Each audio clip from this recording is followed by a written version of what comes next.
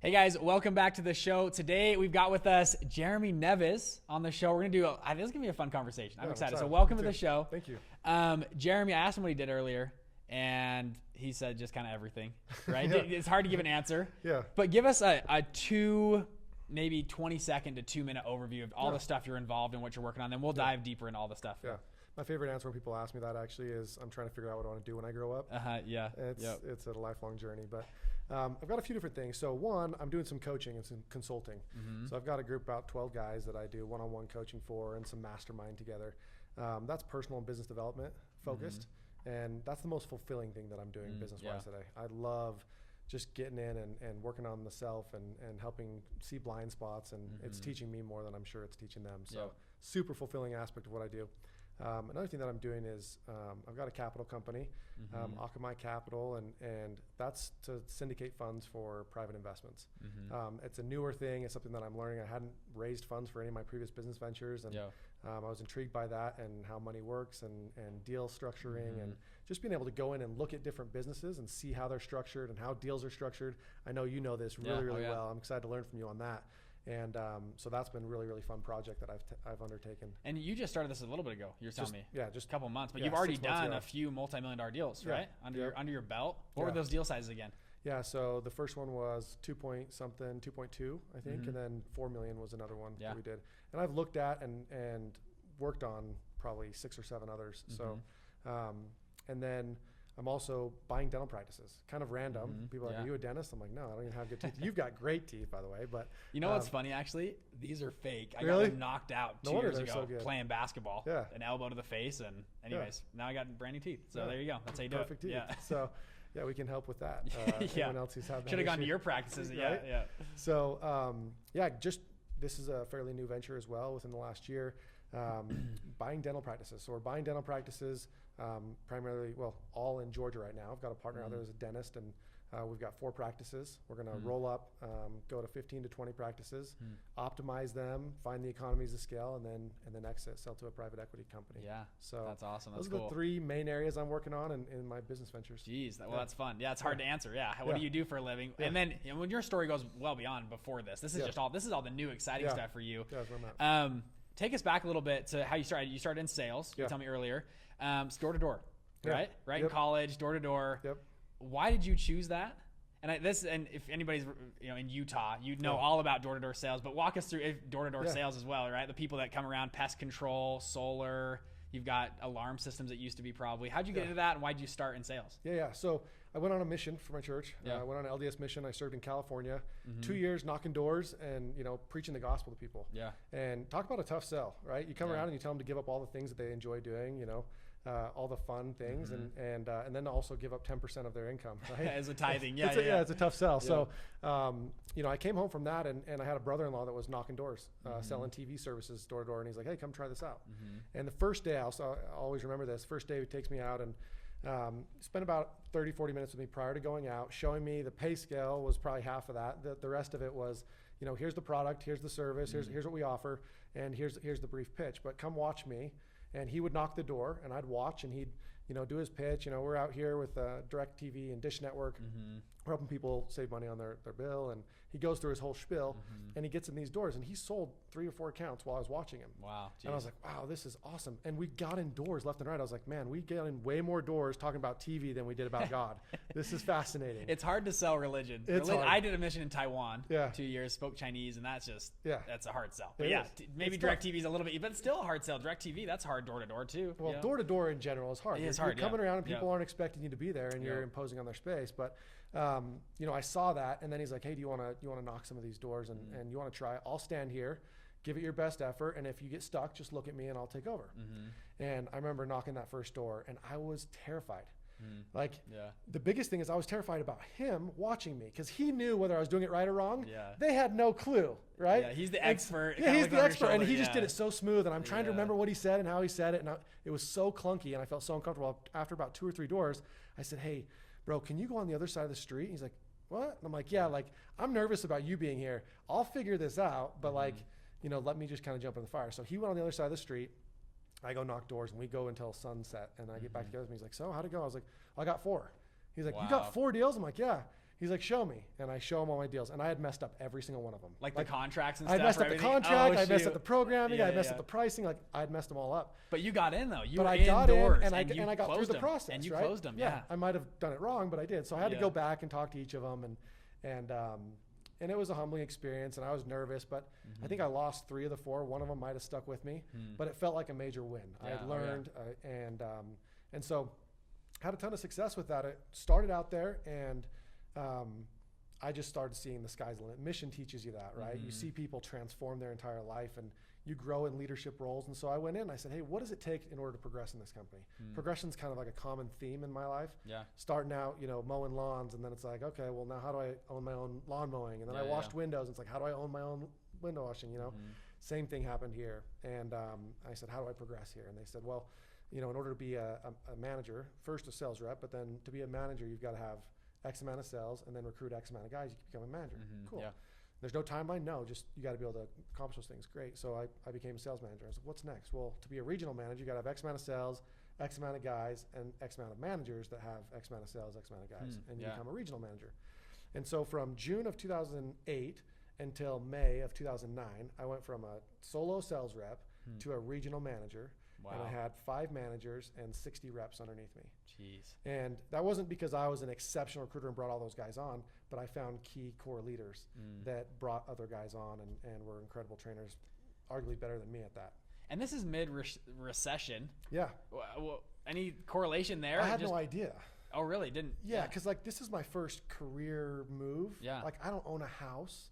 I don't have a business. I don't have, so I look back now and go, oh, so this is what it's, and I know this is maybe this COVID thing is not what it was in 2008, but people's lives were just turned upside down. At that time I really didn't know. I didn't have that big of a grasp on it. However, you also look at it and go, when people lose money and have all of these other issues going on in a recession, where's their form of entertainment? It's not going to the movie theaters and spending $17. Yeah, good point. It's not going out to the amusement parks. It's staying home and you got to watch your shows. And so arguably people wanted TV more. Interesting. Huh. And really the way that our business was structured, at the time we were a dealer for different telecommunications products. So TV, internet, phone, and we had different services. So if somebody had Dish Network, well, we offered DirecTV. The benefit of the new customer is that the new customer gets the new equipment at a lower price and they get the new customer deal, right? But they can keep all their same channels. So they're just switching to a different provider and they have to learn different channel numbers, and that's what you're convincing them to do. Gotcha. Right? Cool. So that was during that time. Something I love about your story is what I think a lot of people don't do is ask the path. You were very intentional about the path to growth and success. I feel like, I don't know, a lot of people I meet, I ask them 5-year, 10-year, what is the path you're on and where's your vision, right? Yeah. And they don't know, or they don't have it, or they kind of see, well, yeah, I'd love to be a VP of my company or a CEO or an entrepreneur one day, but they don't really map it out. You got down to the numbers. Okay, how many managers, how many reps per manager? I love that. I think that's crucial for anybody in any industry and what they're doing. It's fascinating that you say that. I think back, we'll get to this and owning a business and everything else, but so often people just get complacent where they are and they don't know what else is out there, but they don't know just because they didn't ask. And by asking, it opens up so many doors, right? Yeah. There's just, I feel like the higher up you are and the more responsibility you have in a business, it's not necessarily because you do more, it's just because you know more. So I think that's a great advice for people that are getting their start in business is like, seek to know, not just like to do all the things, right? Yeah, I love that. Get out and crush and do the things, but knowledge is power, put into action, obviously. And so, so you did this. So you did this. Yeah. And you did well. What are you, mid-20s at this time? Yeah. So I'm 21. You're 21 at this time. Okay. 21. And you've already built the sales team. The regional team. manager. Yep.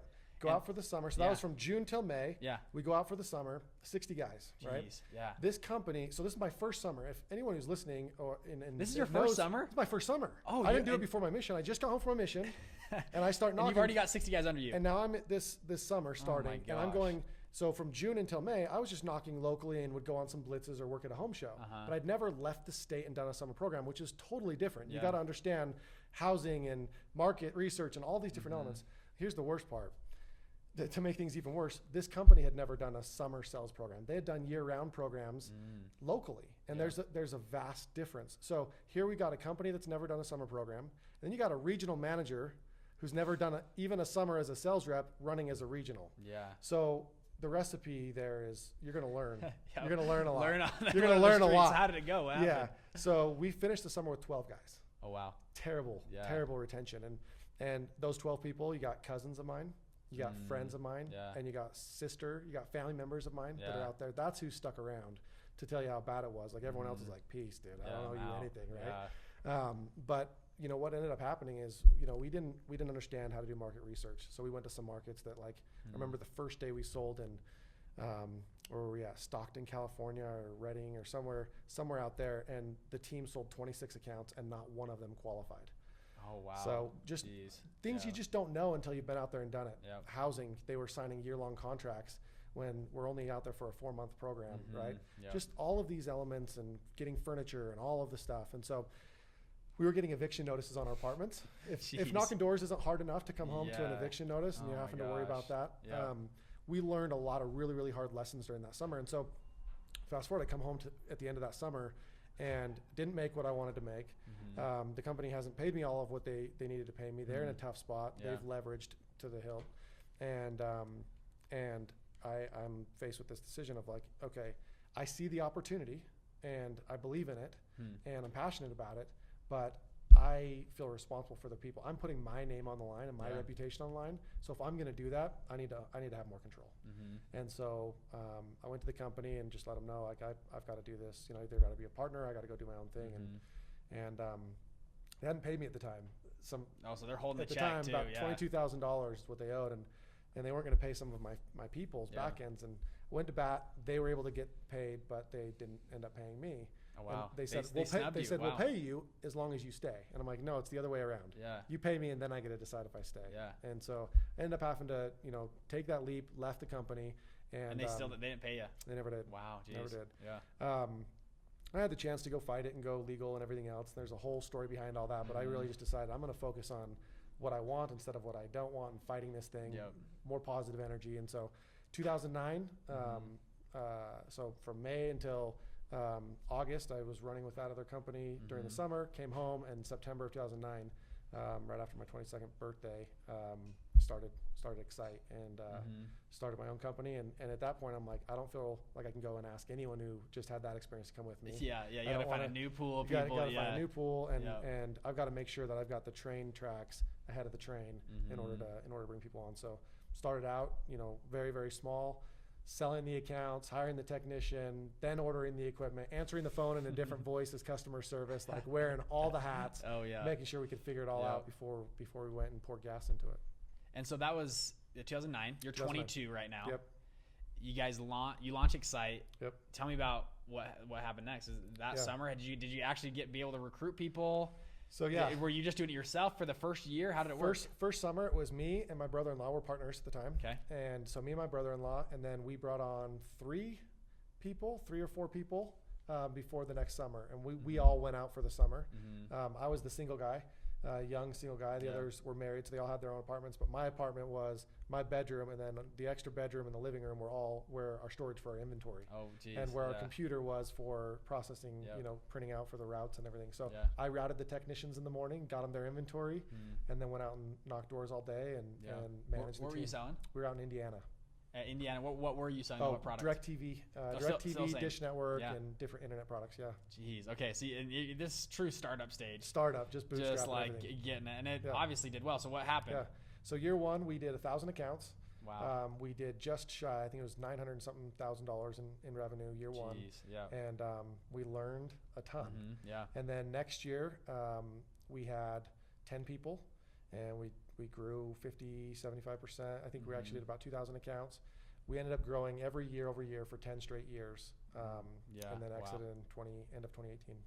God, wow, geez, that's cool. So in 2018, you sold to somebody else, competitor. Yep, one of our competitors. Just all the accounts and everything. Yep. You exited out. So you exited. How old are you at that time? I'm 30. Let's see, I'm 34 now. We're 2 years ago. So 32. 32, somewhere around there. So 10 years, 22 to 32. Yeah, 22 to. So you've been a decade doing that. Yep. Have a great exit on this business. Yeah. And then now you're like, what do we do here? Yeah. And I want to get into what you're doing now, because I think people on the show too, or a lot of people are interested in buying dental practices and other stuff there. So tell me how you got into those businesses, Yeah. and we'll go through kind of each one. Let's start with dental practices. Go there. Yeah. So fascinating. I'm going through this phase of like, okay, what do I want to do next? And a lot of people are like, man, grow a business, you exit a business, like that's got to be a great feeling. Yeah. Like, well, yeah. Did you want to retire then, or like, or no. not? Like, what was your thought process? I'm going to go to travel, or like, what were you thinking? So honestly, I'm hungry and I want to get going, right? But there's this interesting thing, and I don't know if a lot of people talk about this, but it was probably one of the most depressing times because what I realized is that so much of my identity was wrapped up in my business, in my title, in my achievement, in the things that I was accomplishing. And to take a step back for a minute, it's like, wait a minute, my value was so tied to that, you know, and even though you don't need the money right then, you're not making what you had made before. It's not coming in the same. And so it was fascinating for me to kind of look at that. And I did a lot of personal development, a lot of introspection of like what matters most, you know, what do I really, really want? If that first phase was achievement, where's the fulfillment side of my life? And so I really started looking at that. And what did you learn from that? Yeah, one of the things that I learned is that you don't have to choose achievement or alignment. You can have aligned achievement. So you can do things, and it doesn't have to be the thing that you're doing that gives you the fulfillment, but you can have that along the way. And so I had just been so focused on achieve. Not that I didn't, you know, give back and I didn't, you know, serve and do those things that were fulfilling, but it was, you know, my desires were a little bit, what I thought was going to bring me happiness was not what was really going to bring me happiness.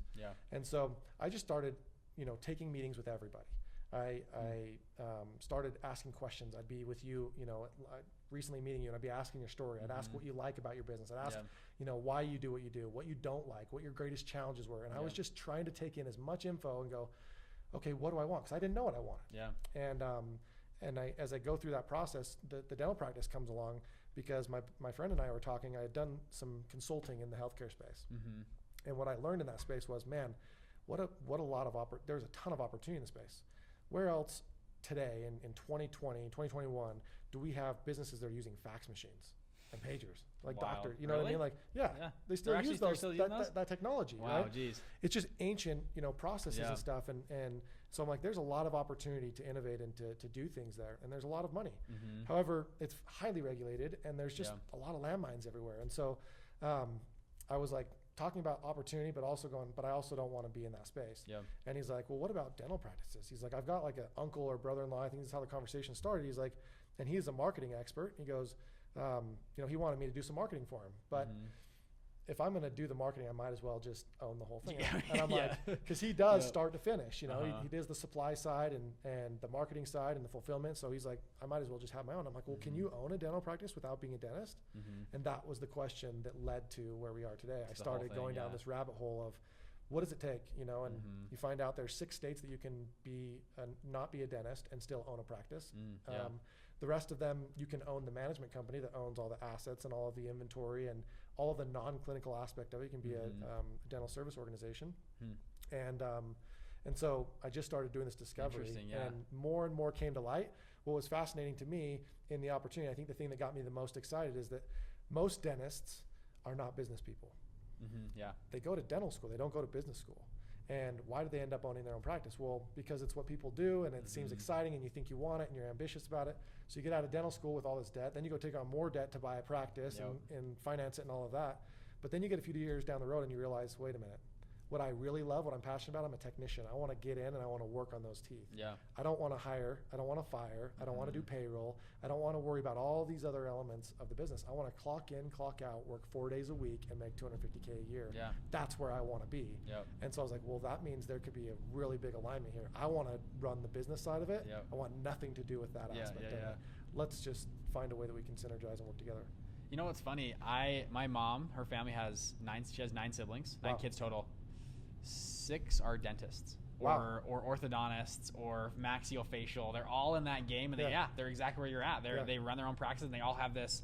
They either got to overcome and learn and just become a business owner at this point, or they pass it off to somebody else. When you were looking at that industry too, did you look at what was the most lucrative aspect about it? Was it the exit?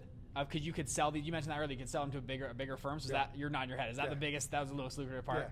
Yeah, the biggest opportunity is that you can come in when you're buying, and it's turns out, and you probably know this better than I do, is with most businesses, when you own just one business, it's a standalone business. It's got a certain EBITDA multiplier, right? Yeah. And a certain value to it. But when you have other aspects, ancillary businesses that support it, let's just say you have a service business, but if there's a tech business that you buy and you put it with it, now the multiple is more tech based, right? Yeah. Same thing with multiple location. You buy a restaurant and it's one multiple, but when you have 50 restaurants, it's a much higher multiple. There's the economies of scale. There's also the different buyer, right? And that's what I found in the dental space, that you could buy at a certain multiple, and you could, when you have 15, 20 of them, you could sell at about 3 times that multiple. Jeez. Just by combining them together, getting the economies of scale, putting a similar look and feel and a brand around it, and you've got a different buyer. And so that got me excited as an arbitrage opportunity. It's like, I can suck at business and still win? Okay, let's go. Let's get into it. So how long does that process take? Like, let's say, let's call it 20 dental practices. Yeah. How long does it take to go to each shop, acquire them, and then package it, and then sell and exit? What's that timetable? I'm in it, so I don't know if I know that completely, but I partner with a dentist that owned 3 practices. He's been through this before. He's done 22. I shared the vision. He's like, yeah, I've done this. I bought 22. We exited. We did incredible. The numbers that you projected, he basically went through all of my research and everything I had said. I was like, this is what I'm seeing. He's like, that's all true. I was like, whoa, really? He's like, yeah. So we bought into his 3, and then we just bought a 4th. So we're at 4 practices. Started about 4 or 6 months ago, and what we're trying to do is wrap our arms around how do we improve these. So first thing we want to do is look at the revenue. Go, how do we increase the revenue by 20%, and then how do we increase the EBITDA by 5 to 10% at the EBITDA level? If we do that on top of bringing them all together, we do even better. You get awesome multiples. So we're getting that all figured out right now. Once that happens, it's just our financing partnership there and our comfort level of going and buying. I'm actively in conversations with multiple practices right now in the acquisition phase, but our goal in this is 2 to 3 years. We've acquired all 20, we've optimized them, and then we've exited. You have an exit, and then maybe repeat, maybe and then not. We'll do it again. I guess, the goal is to have this be 15 to 20 the first time around. If it's what we believe and the market's still good for it, the next time go for 100. Yeah, that's awesome. I was telling you earlier that we have a guy I know, he does it for funeral homes. Same process. Yeah. He can buy 10 to 12 funeral homes for 8, 9 million. In about 12, 18 months, he sells them for almost double. So 18 to 20 million he sells them for. And then just great, he pays off his investors. He keeps, and maybe it's anywhere from 1 to 4 million. You know, he takes, and he starts over. There's easy ways to make money. There's hard ways to make money, and that sounds at least easy. Sounds like a little bit easier. I want to walk through actually because you're a salesman. Yeah. I want to hear your sales pitch to a dental practice or a dentist essentially. Yeah. When you walk in, or you're going to approach them, they're not looking to sell. I'm guessing. Are you approaching them, or are they trying to sell? So far, like I said, we bought 3, right? And so the 3 that we bought, or we bought 4, but the 3 that we bought was with the dentist that we're partners with. So that's a different conversation, right? We're sharing the vision of where we're going. Yeah, he's more long term. Yeah, but how about that 4th one? He's taking the ride. This is a fascinating one. So that's another part that lines up with this business is COVID hits. And you talk about a disease that we're putting all these masks on. You can't go to the dentist. Yeah. So dentist practices were tied down for 3 months. They were shut down for 3 months. And when I told you back up a little bit, they're not typical business people. So a typical business person is going to be thinking ahead about having reserves, and you're not just running, cash flow's good, let's buy a yacht. Cash flow's good, let's do this, right? And so a lot of dentists were hit really, really hard because they're literally going, oh, we're doing X amount, we're doing $7,000 a day in collections, we're great, let's just keep going, buy another house, buy whatever else. Well, this particular deal that we looked at, this dentist, when February hit of 2020 and COVID hit, he had been 17 years in this practice. He had 2 practices, or 2 or 3. He quit. He literally quit his own practice and went and took a job working for a corporate dentistry. So he could clock in, clock out, and make his money, right? Yeah, that's what he wanted. And so he had his practice listed at this, and then it came down to this, and we came in and offered this. Wow. And he fought and then said, okay, and he took this. And so we bought his practice for less than what the inventory was worth in the practice. Oh my goodness. And came in and kind of remodeled it and everything else. We just came in and offered, said, hey, we'll take this thing off of your hands. And it ended up being a win for him at that at that point. That's what he was wanting to get out. Yeah. That's cool. So going forward, we're working with some brokers right now. And you mentioned it's like, well, you're probably going to find people that aren't looking to sell. I think that's the next element we're going to go for is those that aren't looking to sell, that are in the prime spaces we want to be, that are doing the kind of business we want. I look at that and say, we come in and we have that conversation of, hey, what do you want? What do you want long term? Yeah. Are you the guy that enjoys doing the business and running those things? If you are, it's probably not a fit. But if you're the guy that's like, I want to clock in, clock out, work 4 days a week, make $250,000 a year, we can look at what kind of collections he's doing. We can keep paying him what he's getting paid. Take the other elements off, actually do it better than he's doing it, give a better experience for your customers. Oh, and by the way, if you want to stay on and take this ride with us, we can give you an incentive kicker on the back end.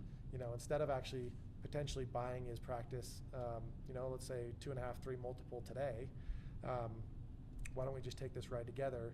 And you know, we'll give you a kicker when we go and sell it for a 7 or 8 multiple in 2-3 years. So that's the approach. Yeah, that's a good offer. I mean, it's a great offer for a dentist that wants to. Yeah, like you said. And he's not going to lose his job when we sell it again. He gets to keep. They want to keep the dentist in place and everything else.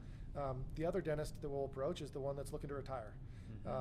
Other reasons why businesses are, you know, being sold or people are exiting is, hey, I'm approaching retirement age, or I want to retire.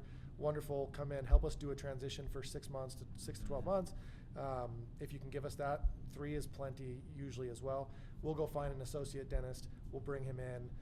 We'll do a transition with your patients, and we'll do some upgrades to make the experience even better for the patients that you currently have, so that they stay happy and stay with us, and we'll keep them going. Then we'll offer continued education to our associate dentist so that he stays with us long term, and it's a win-win-win. That's what I love about this business, and as you mentioned, these other businesses where people acquire and then they go and exit, is it's a win for, it's aligned for the dentist, the person that's selling, it's an alignment for them, it's a win for us, and then it's a win for the customers, because the customers are going to get a better experience. You're going to have multiple locations you can choose from. You're going to have better scheduling systems. You're going to have better collections. You're just going to have better follow-up. It's going to be a better business, better well-run business. The whole so thing, it's a win-win-win.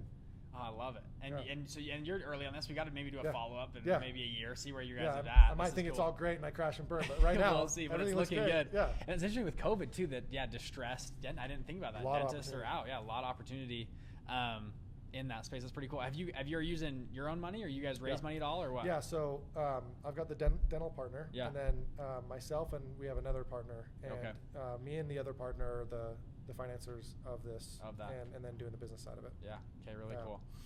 What do you guys foresee? And I'm going to shift gears a little bit here. Yeah. What are your thoughts on the current state of, I guess, the world economy? A little bit. We have COVID. We're recording this in March of 2021. So we've printed trillions of dollars. Yeah. I think I've heard it's anywhere from 20 to like 35% of all U.S. dollars were printed in the last 12 months, which is absolutely all the 20 to 30% of all dollars that are in circulation. Yeah, today. Total dollars ever created were created in the last 12 months. That's a wild number, right? Which is crazy. Okay, so what do you see from your? I know we're not macroeconomic. We're just a couple of guys that are trying to make some money. What are you seeing with that shift? And then you have a lot of other things. You have COVID, you have a vaccine hopefully coming out and coming into play. What do you see happening over the next? Do we have this? Everyone's been talking about this bubble that's even before COVID. It's going to be, I've heard this since 2016. Yeah. Oh, next 18 months, watch out. Okay, no, another year and then another 12 months. It's been pushed back. It feels like, do you feel like we're going to have a bubble pop? Do you feel like we're going to have, anyways, I want to hear your thoughts. Yeah. So you just presented 2 different things, right? You presented the bubble popping and then also all the money that's out there. Yeah. I focus on all the money that's out there. I don't know. I don't have a crystal ball. And I don't feel good when I think about all the things that could go wrong. I like to look ahead and go, okay, where's the landmines? How do we avoid this? Or how do we be smart with those things? That's the extent as to my opinion on what's going on there, what may or may not happen there. So I don't want to be over leveraged, and I don't want to do things that if this so-called bubble pops, I'm left with my pants down, right? Yeah. However, I look at this trillions of dollars that are sitting on the sidelines, especially in private equity. Oh yeah, tons and of dry smart powder. Money that's sitting out there going, interest rates are basically 0. So we either have to go take really high risk in order to get returns, or we make nothing. And so this money's sitting on the sidelines. So I'm looking at how do I get that? How do I tap into that? How do I make it safe and also a good return? And so that's the lens through which I'm looking. And I think that people right now, there's going to be opportunities in the real estate space. I don't think it's going to be like 2008 where, people were just crushed and then there's just houses selling for peanuts. Because people, if you've owned your house for 2-3 years, you've got 20% equity in your home. Yeah. So I don't think that that's going to be a problem. There might be some opportunities in the commercial real estate space just because businesses have changed the way that they're doing business, and there might be, a surplus of inventory. But all in all, I think the opportunity is going to be, true entrepreneurs are just salivating right now. As much as they may have had a step back in some ways, they're getting the opportunity to step up to the plate and have to pivot. And, one of the businesses, a perfect example, a fund that I'm a part of, you're in the fund space. Yeah, I know these guys. You know as well, Savory Fund. Yeah. Mo Betta's R&R Barbecue Swig. Swig was already a drive-through. Mo Betta's had a few drive-throughs, but R&R didn't. And immediately these guys got a drive-through system going. And they've integrated multiple different ways that they could take advantage of the current climate and find a way to make it work. When most of their competitors are just getting crushed, they're thriving. Which is so interesting. They're in the restaurant business. You would be like, oh shoot, I'm an investor in the restaurant business. This is terrible. And these guys at least have done right now have done very well. Very, very well. Pivoted. I mean, it's been awesome to see what they've been able to do. Yeah. And so what does that tell me? The whole reason, as I look back at why I actually went into that fund, it had nothing to do with the concepts. In fact, it had nothing to do with food and beverage, because I'm not a huge fan of that business. I worked at Wingers as a busser, and then I was a cook, and I hated the business. I'm like, this thing never ends. You're always cleaning up, like all the way till late at night and cleaning up in the morning and doing the same crap over and over. I just didn't like the business. The reason I did it is because of the people. I trust the people. They've got a great track record, and they're guys that I know that when stuff happens, they're going to find a way through it. And so with all this money on the sidelines, back to that point, I want to be one of those people that the people with money trust. That they're like, okay, this guy, regardless of what happens, I can trust him that he's going to do right by me, and that they're going to innovate, they're going to pivot, they're going to figure something out. I think it's so interesting. You keep saying money on the sidelines. I mean, it's so dry powder in private equity and hedge funds, pretty much any funds, is at an all-time peak. I can't remember the last number. It was over like $500 billion, something like that, in dry powder. So those are commitments that people, they just haven't called the money down. That's number one thing. And you just decided to start a dental practice that sells to PE firms. I love that, tapping into that equity. You see a lot of these SPACs and other crazy deals, and money's just flowing everywhere. I read another report, even on the personal level, saving rates in Americans, this is the highest it's ever been since World War II. The percentage of what people are saving, which is so interesting. Dude, I heard I heard this number. I was on a call with a capital firm, and they were talking about different things, and they said that before that first stimulus bill, there was like $2 trillion in CDs and savings accounts, and then after the $1 trillion whatever, there was $3 trillion. Yeah, people aren't spending the money. Yeah, it's not stimulating the economy. It's not stimulating the economy yet. Yeah. And so I think there's just so much opportunity out there. Yeah. And that's exciting. And maybe with let's call it a vaccine or whatever, the pandemic subsides, I think people are gonna probably start dumping those bank accounts into, well, we've already seen asset inflation. Yeah. Jeremy Powell keeps telling us that there's no inflation, or inflation's going down. I don't know if I believe that in consumer price index, but anyways, we'll let him keep pumping the Fed. And that's smart. That's over my pay grade. Yeah, it's smart for him to do it. It's a good thing to do. Which is pretty interesting. I love what you say, though. Every entrepreneur I know has had one of the best years of their life throughout COVID, despite maybe a few little industries, but they've had to pivot. Yeah. And a lot of money is flowing. I think I was actually with an economist on this show a little bit ago, and he said the same thing. He said there is more money movement right now than any time in the history of the world. More money is changing pockets than ever before, and it's going to entrepreneurs in whatever space they're in who can figure out how to tap into those money supplies. And it's a sad thing. The wealth gap's getting bigger every day, especially when they print more money. Where does all that money go? It goes right to entrepreneurs. People aren't, whether they might save it for a little bit, but eventually it's going to flow up to people who own and run businesses or operate or investors. It's going to flow to wealthy people. So it's interesting of where to position yourself now, seeing that wave coming in the future. Yeah, it's exciting. What are your thoughts on, I'm going to shift gears again. What are your thoughts on, first off, we'll start Bitcoin. Okay. Cryptocurrency. Yeah. Do you like it? Do you not like it? Where are you at? I don't understand it well enough, but I buy it.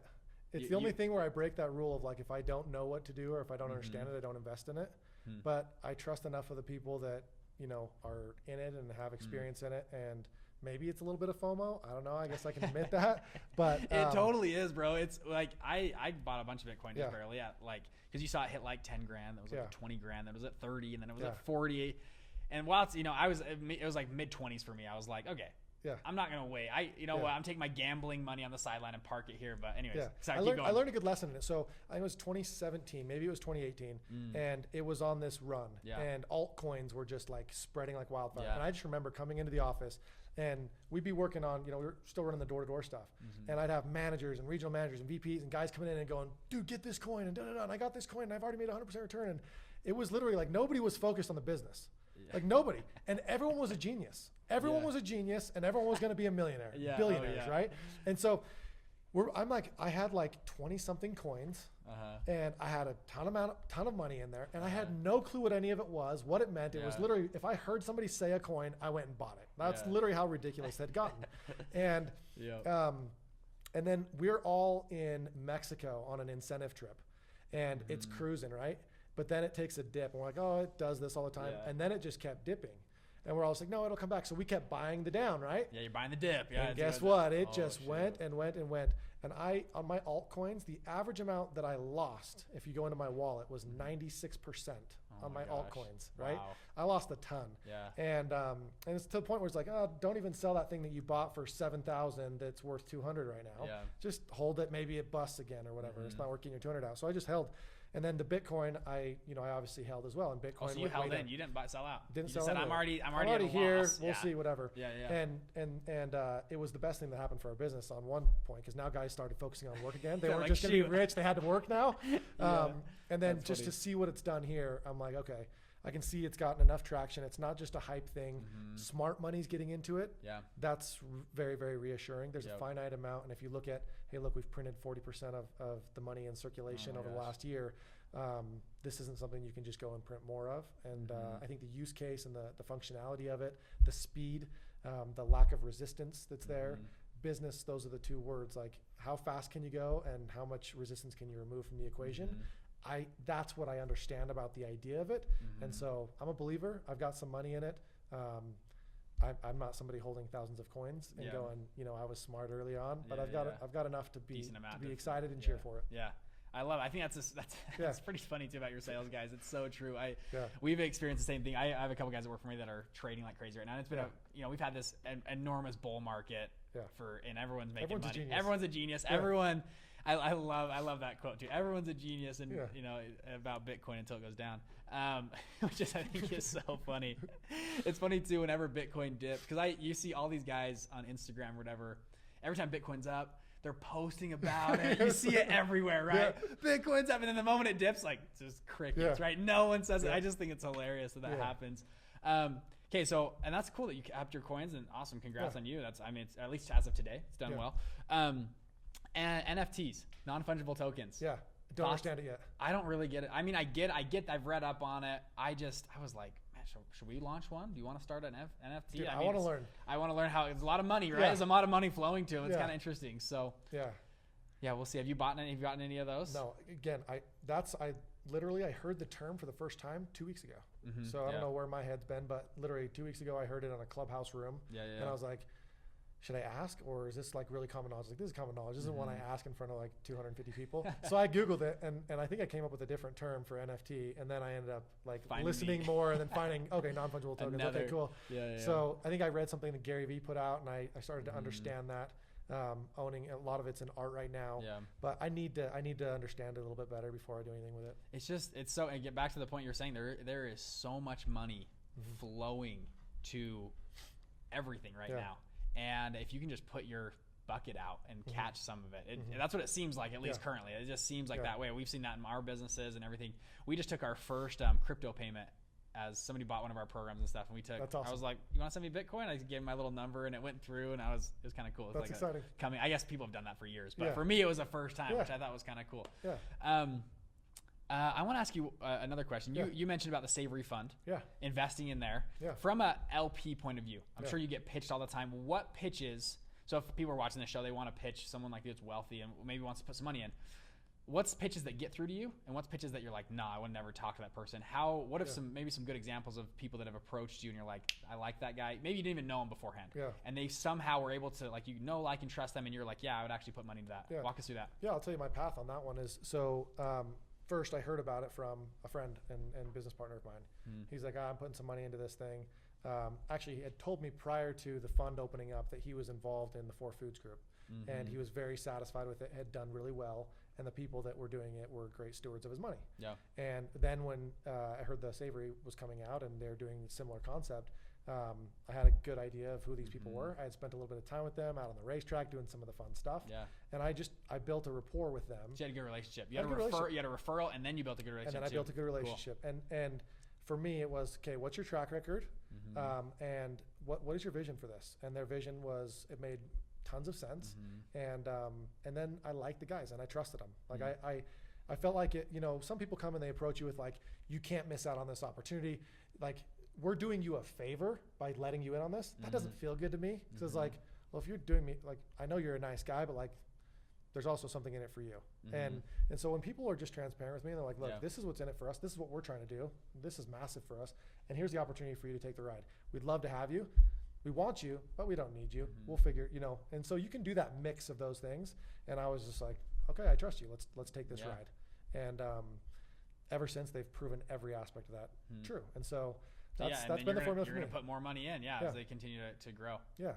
I think that's interesting too. Of the I was reading another study done on generations and just how people think. Yeah. Right now, at least I was reading the last 3 years, people distrust everything. Doesn't matter what it is, more than ever before. Look at the media. I mean, look at the media. There's a reason why, right? Yeah. You look at everything. You're like, people just call BS on everything. Especially, I was looking at Gen Z. They were looking at that generation specifically, Gen Z, which is, I can't remember the age groups. It's like under 20. I think they're 24 and to like maybe like 16 or 4, somewhere around there. But under 24, they're the most distrusting generation we've ever had. They take nothing for face value. They don't trust any news outlets. They really don't trust anything. Yeah. And it makes sense, right? It's kind of the nature of what they grew up in. And I think you hit a good point there of the old, and I think, you know, people that are raising money are marketers. You're a marketer. You're a salesman, whatever you want to call it. You're selling your product. You've got to be transparent 100% and just be real. Yeah. And I think it's being proven more and more every single day. And you see that on online marketing. You see that with raising money. You see it with everything. Of being, you said, being just 100% transparent and then fulfilling on those promises. Yeah. There. You've met Andrew Smith, and probably, right? I haven't met him. I know of him. I've been in the same room with him a couple times. You meet Andrew Smith. You meet Greg Warnock. You walk out of the room. You're a better person. You feel better about who you are, and they edify you. They leave people better than they find them, and those are the kind of people I want to do business with. So that's the kind of person I want to be. I love it. Yeah. I want to ask you, okay, if you got a little bit of time here, absolutely, a few more questions on self-development. Yeah. You've got a group of guys, 12 guys you work with. How did that come about, first off? Yeah. And then what are some things that you talk about in there with these guys? And I've seen your stuff on Instagram and other places. I know you're big into that. And I want to hear some of your kind of insider secrets on how you help transform people's lives in all aspects: relationship, business, emotional, spiritual. Yeah. Walk me through that. Yeah. So how did it start? You know, is that first part you said. And I've been on a journey of that self-reflection and being very introspective about what matters most. What do I want most? As a husband, as a father, you know, as an entrepreneur and as a leader. You know, I tell this story that when I was all growing up, I had this conversation with friends over and over. Maybe you can relate to this. It was like, we're out on the grass or up my buddy's loft, whatever, and we're talking about, by the time I'm 30, was the phrase. Because at that time, you know, as a young kid or a teenager or whatever else, 30's old, but you're still cool. Yeah. At least to your perspective at that time. And so it's like, by the time I'm 30, I'm gonna be a millionaire. By the time I'm 30, I'm gonna own a house. I'm gonna be married. I'm gonna have a kid. I'm gonna own a business. Like all the things, right? And what was fascinating is my 30th birthday came. And my 30th birthday was one of the most depressing days of my life. And I still remember it clearly as like the way I felt all day. I was living by like those messages of like, happy birthday. I was like, oh, that filled me up for a second. And I was like, I needed this. And I was like, what is going on? There's this empty vessel here. And so this was after you sold your business. No, it was before. Oh, before. But you'd made good money. You'd done well. You know. Yeah. So probably the reason hit some of those. Yeah. See, the reason I was depressed wasn't because I didn't hit those. It was because I had hit every single one of them, but I didn't feel any different. Oh, interesting. And so I had to look at it and go, what is this? So I thought that those things would make me happy, but it wasn't those things that made me happy. And so I had to ask, okay, well, I still want those things, but what do I want most? And what I found, and I'm actually even wearing my bracelet today, is my freedom bracelet. My wife got me this. Freedom is like this key thing for us. And we watched Braveheart last night. It was her first time seeing Braveheart. If you haven't seen that movie, like the part where he says freedom, and like we're watching You know in what's our funny theater. about that? My wife has seen all these movies. I'm like, you haven't seen that movie? Really? Like Star Wars. We watched Yeah. all the Star Wars. We Yeah. watched all the Lord of the Rings. I was like, you haven't seen these movies? Anyway, Yeah. sorry, keep going though. No, I cut you off, but yeah, no, Braveheart, incredible movie. I love it. We had like been out on date night, come home, relieve the babysitter, and I went down to the theater. She had been watching a show, and Braveheart was on. And I was like, honey, come down here. Like, best movie ever is on. And it was only like 20 minutes into it. And she's like, I've never seen this. I'm like, you have never seen it? Sit down right now. We're watching this. Yeah, yeah. And it gets to the part where he yells, you know, they may take our lives, but they'll never take our freedom. Yeah. And she's like sitting right there. And I startled her, just yelled, freedom. And she's like, you're crazy, whatever. But awesome, it fuels me up. Freedom is that, like, what do I want most? Yeah. And what sometimes happens, and what I learned is that sometimes what we want, like level 1 want, isn't what we want most. And sometimes that thing that we want level 1, we sacrifice what we want most in order to have it. And that's what I had done. I had sacrificed freedom in order to have these things. Whereas I could have those things if I would have focused on what I wanted most, and I'd be fulfilled at the same time, if that makes any sense. Yeah. So it was a very big learning for me. I took this journey. I started jumping into personal development. I had a coach, was spending a lot of money, going to events and having one-on-one and really just looking in. And one of the things that I learned that I teach to my people today is freedom is, the definition of freedom is being who you're truly here to be. We spend so much time trying to do, and we don't spend as much time being. And so kind of lose touch with who you really are. And I found and learned about myself that I'm a big time people pleaser, and I want everybody to be happy. I want to make everybody else happy. And sometimes that's at the sacrifice of me being happy.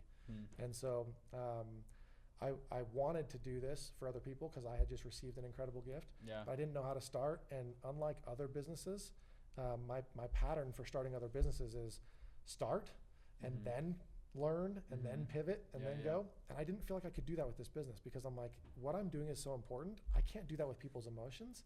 So I was like, I got to learn how to do this and know that I can do this in a way that is in integrity with what they're entrusting in me. It was an interesting thing, but it was also, when you get down to it, it was a little bit of a story because I was afraid to do it. And it was something that was new. And a friend came to my house one day and he just said, hey, Jeremy, you need to do this. Here's how you do it. Get online today when I leave your house, and I want you to get on and say, hey, I'm gonna offer a 6-week course. Who'd be interested in, what kind of topics would you be interested in hearing from me? Based on what they know about you. And a bunch of people responded, said they'd be interested. They gave me topics. So I chose 6 topics and said, I'm gonna do a 6-week course. It's gonna be an hour a week. I'm gonna teach on these 6 random topics. Just gonna test it out, see how I like it, see how well I do, get some feedback. 17 people signed up for that. About halfway through, they started asking, will you do one-on-one coaching? And I'm like, cool. I don't know yet. But by the next week, I was like, yeah, I think I want to do that. Let's test this out at least for the next year. We'll commit to it, and if we decide not to do it, we won't. But we'll give it everything we can for the next year. And I came up with a course. I had 2 people sign up for that, and at the time, got going with that. And about 3 weeks later, I was like, I'm gonna do this. I'm gonna do this. So I posted on social media and said, hey, I'm looking to bring on a few more clients who'd be interested. 40-something people responded, blew my mind, showed me the value of social capital. From that, I ended up signing up 10 people, and I have 10 people in a group. I do one-on-one coaching. I do a one-on-one coaching call each month, and then I also do a group call where they're able to mastermind and collaborate together. And some of the things some of the things that we focus on, and a lot of them come thinking he's going to share some secret sauce that's going to help me transform my business and make a ton of money. And what they end up realizing is that the door to success swings inward. And so we do a lot of inner work and really looking at how am I showing up, who am I, where am I, and where do I want to be, and what's holding me back from getting there. And a lot of times it's this, really being honest with who you are, what you want, what you desire, what your vision is, what your culture is. We talk a lot about relationships and how to create abundant relationships instead of operating from scarcity, where it's kind of where a lot of us are programmed. And it's been super powerful and had a lot of really meaningful conversations. I learned a ton from my clients. So. Jeez, you can just see the passion in your voice and how you're talking about it. It sounds like you love it. I do. You love being a part of it. Yeah. I think I've heard that it's become almost cliche, but I think it's true of the biggest thing stopping your business and everything is you, right? The door, you said the door swings inward. And I love self-development stuff. Maybe I have to join your program or something. I love Tony Robbins and all those guys. I've read all their books and I try to just consume it. Because and I love one thing that Tony Robbins, it's just stuck with me forever, but he talks about the billionaire that has the terrible kids and relationship, and they've hit all this success but then have nothing, right? He goes, you got to figure out how to be happy now and be fulfilled today, not when you have XYZ thing. And then those are fun to reach after. That's when it's fun, right? You go figure out all these great things that are fun to go after, but nothing's going to happen unless you're fulfilled today. And you're going to be empty once you hit those other 100%. Mystical goals in the future. So I love it. For people are you looking for more people? I'm open to it. You're open if they're the right fit, maybe? Yeah. Okay. Yeah. So it's not for everybody. I'm not for everybody. I think coaching really is key, that it's the right person for the right client and the right coach. Yeah. Not everybody's cup of tea, but it's not my full-time thing. It's the fulfilling aspect, and I'm at a great spot right now. I'm open to bringing on people that are really serious and willing to do the work. I'm not going to turn that person away, but yeah. Well, hey, if you're interested, you're watching this, you're probably Instagram. Is that a good way to reach out to you? So Jeremy Neves on Instagram, hit him up. Yeah. See if maybe you do a little interview or something, see if it's a good fit. It's probably not a cheap program. Yeah. But it's important, right? Yeah. And it's crucial. And it's going to be one-on-one, and it's going to be really cool. Yeah. For the next couple years, is this kind of what you see yourself into? You're doing the dental practices. I know you mentioned you're doing private lending and other things like that, syndications, and coaching what do you got any other bigger things, at least for the current thing right now? Or is that, I mean, those are pretty big. We're working on adopting our family right now, trying to grow our family. So on the personal side of things, I'm all about family. I love my son and my wife and our relationship there, and we're in the process of adopting and adding there. So that's a big project we're undertaking right now, and something I'm very passionate about. So that I want to have a lot of fun and a lot of experiences. That's the thing I love most, with friends and networking. But these are the things. I'm not closed off to other things, and I'm really, really open. I'm just a big student right now. I feel like I'm taking action in some of these things, but they're all things that are new for me. If you look at all three: coaching, raising capital, and then also buying businesses and selling businesses. I've never done any of this before, so I'm just really in this path where I'm progressing. And if something else comes that gives me that opportunity to learn and still be able to fit it into my life, I'm open to it. I love it. Yeah. Well, hope you guys get a baby soon, and thank you. Congrats on that as well. Okay, last question or two. I want to for people watching this that are maybe they're the cusp of like, I'm going to start a business, I'm going to be an entrepreneur. What's some parting advice you would leave someone? Let's leave it broad, entrepreneurship. People that want to be an entrepreneur, start their own business or scale their business. What's some advice that you would give to those people, maybe even yourself 10 years earlier, 12 years earlier? Yeah. What's some parting advice you'd give? Yeah. Don't get too caught up in like creating something that's unheard of, something that's new, being an inventor or whatever else. I think so often when people are like, I want to get into business, I've got to come up with this new great the next idea. Facebook. Or, you got to figure that out, and then you compare to everybody else's journey. Don't get caught up in that. I'd say, what are you passionate about? What are you good at? If you can find something that you love, that you're also good at, you don't know A to Z, but I'd get clear on where you want to be. Like what role do you want to be playing? Do you want to be the guy running and operating a business? Do you want to be the guy that's helping other people do that? Do you want to orchestrate the team? What role do you want to play in this? Get clear on that end vision, and don't let the how stop you from figuring out what that end vision is. I think that's what stops most people is, here's like what I'm good at that I love, and this is where I want to go, but I can't figure out that because I don't know the how. Let go of the how for now. Just play along and create a vision of like where you really would want to be. And then as far as the how goes, who do you need to become? Who's somebody you know that's doing this, and who are they? What are their values? How do they show up? Because that will dictate and that will show to you the strategy. If it's like, well, I need to be disciplined. That person is disciplined. They're courageous. They're all of these things. What does somebody who's courageous and disciplined do? They ask for help. They take that first step. They show up. They start. So that's my best advice for somebody who's wanting to start a business. Get clear on that. What you're good at. What you love. Where do you want to be? And then start. As far as the how goes, you're not going to know A to Z when you start. But when you know step one, start and do it. More will be revealed to you. You'll learn, and then you just start going to the next level. I think that's fantastic advice. I just to echo, just to compliment what you just said. I had when I was in college, I met with a mentor. And I said, I don't know what my major is going to be. I got to pick a major, and I don't know what to do in school. And he's like, "It's the dumbest question you've ever asked me." And I was like, "What?" He goes, "What's your vision?" Like you just said, what do you want to be when you're 30 or 40 or 50? Who though, not just career, but who do you want to become? And let's work back from there and stop. Forget about the how. figure out there, and then we're going to work backwards from there. And your major in college is the last question you're going to answer for that. And it was life altering advice for me, and it really struck me, and it was something that changed my life. I love that. Thank you. For people that want to reach out to you, learn more, what's a great way to figure stuff out? Yeah, social media. I'm on Instagram. It's at Jeremy Neves. Neves is 7 spelled backwards. Easy way to remember that. Yeah. It's at Jeremy Neves _, but you type in Jeremy Neves, you'll find me. Instagram, Facebook's the same. My website, jeremyneves.com. You can get in contact with me anywhere. Okay, so go, if you guys want to be part of your group, maybe he'll accept you, maybe not, but doing a lot of fun stuff. Jeremy, thanks so much for coming on today. Thank you. It's been fun to chat and hang out. So it's been great. We got to follow up maybe in a year or two from now on your dental practice and everything that's going on. So we'll have to have you back. Yeah, appreciate you. Yep.